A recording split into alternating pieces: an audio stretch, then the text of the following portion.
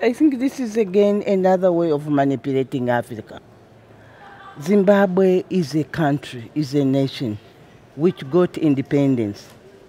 It can have problems. We do know there are some problems.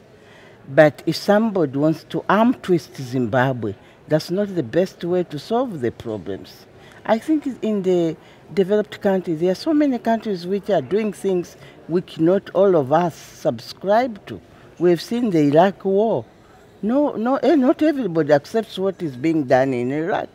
But do we need to go sulking and not going to conferences? I think people, heads of states should go there, meet, develop a dialogue, open dialogue, a very committed dialogue to solve problems rather than threatening each other by not going or going. That's not the way we should behave if we in the world have to work together. It's like in the family. You can have many children and of different characters, but you don't need to demonstrate against each other. You need to come closer to each other, to understand each other's problems. So it will not be a solution not to go to the conference because you like this person or you don't like that person. And it is more of a commitment to the heads of states to realize that they are representing the people. I am not sure whether the people of Britain have resolved that the head of state should not go or is doing it in a personal capacity. At the same time, by Zimbabwe going there is representing the people of Zimbabwe. So if we want to talk about the people of Zimbabwe, we should not punish them by actions of their leaders.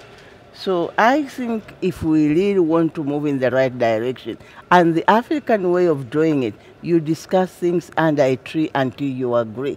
So if somebody doesn't come under the tree to discuss, that is not the African way of doing things. And we should start sharing this concept of the African culture of consensus building.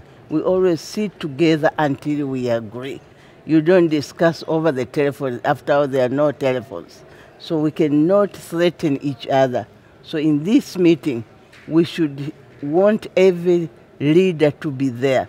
And if there is a question to be raised, it should be raised in a way that brings us together. Otherwise, Europe and Africa will not come to a meaningful African strategy if we start threatening each other. If you go, I will not go. If you come, I will not come, and so on and so on. That's not the attitude we want to apply to the African-European strategy. We have to move in a new method. This should be a new method of dialogue, of coming together, of understanding each other before we start punishing each other.